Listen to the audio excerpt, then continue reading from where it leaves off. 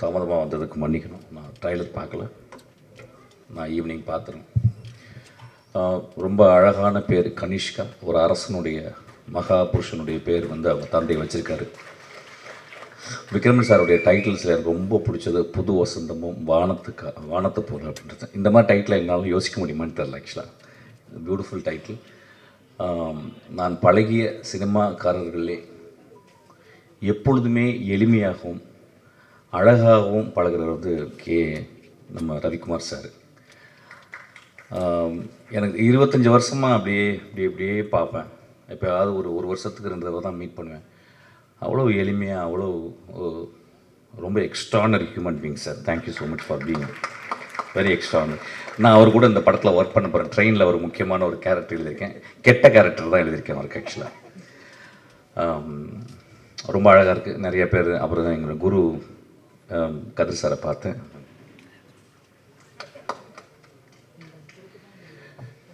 இங்கே பார்த்தீங்கன்னா நிறைய குருக்கள் இருக்காங்க. நான் வாழ்நாளில் வந்து எப்பயாவது ஒரு தருணம் தான் அந்த மாதிரி எல்லா குருக்களையும் பார்க்க முடியும். நான் ஒரு புத்தக கடையில் ஒர்க் பண்ணும்போது என் குரு என்னை அடையாளப்படுத்தி என்னை கண்டுபிடிச்சி கூப்பிட்டு போனார். அவருக்கு அவர் கிளாப் பண்ணிங்க கதிர் சார்.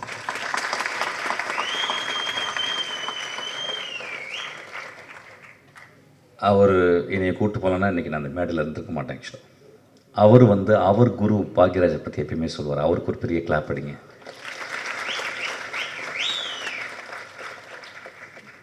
ஒரு குரு இன்னொரு குருவை உருவாக்கி கொண்டே இருக்கிறது. இந்த ஒரு தொடர்ச்சி வந்து ரொம்ப அழகானது. அப்படி தான் கனிஷ்கா நீயும் வரணும்னு நினைக்கிறேன். ஆக்சுவலாக நான் வந்து ஒரு படம் ஒர்க் பண்ணும்போது அதில் வந்து சரத்குமார் சார் இருந்தார். ஆக்சுவலாக டக்குன்னு என்னை கண்டுபிடிச்சார். ஏதோ துருன்னு இருப்பேன், ஓடிக்கிட்டே இருப்பேன். ஆக்சுவலி இங்கே வான்னு கூப்பிட்டு அவருடைய அப்போ ஒரு பெரிய செல் வச்சுருப்பார். ஆக்சுவலி அந்த செல்லை கலையில் கொடுத்து பத்திரமா வச்சுக்க அப்படிம்பார். ஒரு வேளை என்னை மட்டும் தான் நம்பியிருக்கான்னு நினைக்கிறேன். அந்த டைமில் அந்த செல் பெரிய செல்லாக இருக்கும். ஆக்சுவலாக அப்புறம் கூடவே இருப்பேன். ஆக்சுவலாக கூடவே இருந்து அதுக்கப்புறம் அந்த படத்தில் ஒரு 13 சீன் எழுதுறதுக்கு எனக்கு வந்து வின்சென்ட் செல்வா என்னுடைய குரு எனக்கு வாய்ப்பு கொடுத்தாரு. அப்போ வந்து நான் சரத்குமார் சார்ட்ட ரொம்ப அவ்வளோ அன்போடு பழகுவார். அவருக்காக எழுதுனது தான் நான் ஒரு கதை தான் துப்பறிவாளனாக மாறிச்சு. அவருக்கு நான் வந்து சங்கர்லால் துப்பறிகிறார்னு ஒரு கதை எழுதினேன். அது ஏதோ ஒரு வகையில் அந்த கதையை வந்து என்னால் பண்ண முடியல. அதுக்கப்புறம் தான் அது விஷாலுக்கு போயிட்டு துப்பறிவாளனாக மாறிச்சு. Thank you so much sir. உங்களை பார்த்தது ரொம்ப சந்தோஷம். நிறைய பேர் இங்கே நான் பார்த்தது ரொம்ப சந்தோஷம். போன மேடையில் வந்து நான் வந்து சினிமாவுக்கு போங்க, கோயிலுக்கு போகாதீங்க அப்படின்னு சொன்னதை வந்து ஒரு பெரிய கான்ட்ரவர்ஷியலாக எடுத்துக்கிட்டாங்க. ஐயா, கோவில்ன்றது நான் சர்ச்சும் மசூதியும் சேர்த்து தான் சொன்னேன். நான் நான் பிறந்த குடும்பம் ஒரு இந்து குடும்பம், நான் வளர்ந்த குடும்பம் ஒரு முஸ்லீம் குடும்பம், நான் கல்யாணம் செய்த மனைவி ஒரு கிறிஸ்டியன். நான் ஏன் கோவிலுக்கு போவாதீங்க அப்படின்னு சொல்கிறது, கோவிலுக்கு காலையிலே போயிடுறீங்க. காலைல எழுந்திரிச்ச உடனே அம்மாவை பார்க்குறோம், காலைல எழுந்திரிச்ச உடனே அப்பாவை பார்க்குறோம், காலைல எழுந்திரிச்ச உடனே நம்மளுடைய உறவுகளை பார்க்குறோம். கோவில் தான் அது. ஆக்சுவலாக நான் ஏன் தியேட்டருக்கு போகணும்னு சொன்னீங்கன்னா, இன்றைக்கி தியேட்டர் வெறிச்சோடி கிடக்கு. இது வந்து நிஜம். இது நிஜம். ஏன் அப்படின்னா எல்லாருமே எல்லாருடைய வாழ்க்கையுமே ஒரு வீடியோக்குள்ளே, ஒரு செல்லுக்குள்ளே, ஒரு ரிமோட் கண்ட்ரோலுக்குள்ளே வந்து ஒரு வினாடிக்கு 30 சேனலை மாற்றக்கூடிய அளவுக்கு மாறிடுச்சு. அப்போ நம்ம தியேட்டரை வந்து மறந்துடும். இப்போ பாருங்கள், நீங்கள் காலையில் இவ்வளோ பேர் வந்து உட்காந்துருக்காங்க. அங்கே கனிஷ்கா அவனுடைய நண்பர்கள் தனியாக அவனுக்கு வந்து ஹோல்டர் பண்ணி கைத்தட்டிக்கிட்டே இருக்காங்க. ஆக்சுவலாக இது எவ்வளோ பெரிய ஒரு என்கரேஜ்மெண்ட்டு. நான் ஏன் கோவில், சர்ச்சு, மசூதியை விட தியேட்டர் முக்கியம் அப்படின்றது எப்படி சொல்லணும்னா, ஒரு சினிமா ஒரே ஒரு காட்சி பார்க்குறேன். பாக்யராஜ் சார் படத்தில் வந்து அவர் பிரிஞ்சு போகிறாரு. அப்போ தன்னுடைய காதலி அங்கேருந்து பாடுறான். எனக்கு அப்போ வந்து என்ன வயசுன்னு தெரில. அந்த புதிய வார்ப்புகள் படத்தில் எனக்கு வந்து ஒரு 12 வயசு 13 வயசு இருக்கும். காதல்னால் என்னன்னு கூட தெரியாது. ஆனால் ஒரு காதலன் பிரிந்து போவதை பார்த்து அவள் மேலே ஒரு சாங் வருது. இந்த கிரேட் ஜீனியஸ் இளையராஜா அதை பண்ணியிருக்காரு, இதயம் போகுதுன்னு சொல்லிட்டு. அந்த பாட்டை கேட்கலன்னா நான் வந்து இன்றைக்கி இந்த மேடையில் இருந்திருக்க மாட்டேன். கதிர் சார் படத்தில் வந்து ஒரு சீன் வரும், தன் காதலியை எவ்வளோ நேசிக்கிறான்னா சொல்ல முடியாது. காதலை ஒரு பெரிய மனசுக்குள்ளே ஒரு பெரிய இருக்கும், சொன்னால் ஒரு வேளை நிராகரிச்சிருவாளோ அப்படின்னு சொல்லிட்டு அவள் உட்கார்ந்து இருந்த அந்த சேரில் போயிட்டு அவள் எந்திரிச்சு போன மாதிரி உட்காருவான்.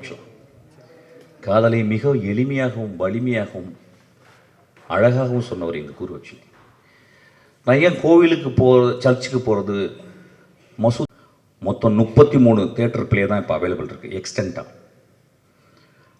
அப்போ எத்தனை பேர் வந்து பார்ப்பாங்களாம்? 16,000 பேர் வந்து தியேட்டரை பார்ப்பாங்களாம்.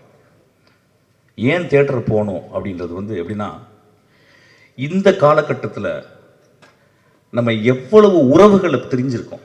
இன்றைக்கி என்ன ரொம்ப அழகானதுன்னா, இந்த விக்ரமன் சாரும் இன்றைக்கி வந்து கே.எஸ். ரவிக்குமார் சார் வந்தோடனே இந்த ஒட்டுமொத்த தமிழ் சினிமாவும் இங்கே வந்து உட்கார்ந்துருக்கிறது காரணம் என்னென்னு கேட்டிங்கன்னா, இந்த 2 தெய்வங்களுக்காக தான். ஆக்சுவலாக கோவிலில் மட்டும், மசூதியில் மட்டும், சர்ச்சில் மட்டும் தெய்வங்கள் இல்லையா, மிகப்பெரிய எழுத்தாளர், மிகச்சிறந்த எழுத்தாளர். வானத்தை போல அப்படின்ற ஒரு டைட்டில் ஒரு கலைஞன் மட்டும்தாங்க எழுத முடியும். ஒரு பொயட்ரிங்க அது. வானத்தை போல வாழுங்கடான்னு சொல்கிறான். வாழ்க்கையில் எப்பொழுதும் சோகங்கள் இருக்கும், புது வசந்தம் வீசும் ஐயா அப்படின்னு சொல்கிறான். ஒரு எழுத்தாளனும் ஒரு திரைப்பட சிற்பியும் மட்டும்தான் அது சொல்ல முடியும். கோவிலும் சர்ச்சும் மசூதியும் ஸ்பிரிச்சுவல் என்கொயரி பண்ணுறது, சினிமா தியேட்டர்கள் மாரல் என்கொயரி பண்ணுறது. இன்றைக்கி ஸ்பிரிச்சுவல் என்கொயரியோட மாரல் என்கொயரி தேவைன்னு தேவை. அதுக்காக தான் நான் லாஸ்ட் டைம் அப்படி சொன்னேன். அதாவது ஒட்டுமொத்தமாக ஒரு மேடையில் பேசும்போது 10 நிமிஷத்தில் ரொம்ப பேச முடியாது, விலாவரியாக பேச முடியாது. அதை தட்டையாக எடுத்துக்கொண்டு, ஒத்தை கருத்தாக எடுத்துக்கொண்டு அதை அப்படி சாடாதீங்கய்யா. என்னுடைய படங்கள் தேவதைகளையும் மகா மனிதர்களையும் மட்டுமே சொல்லி கொண்டிருக்கின்றன. இங்கே இருக்க எல்லாருமே அப்படித்தான்.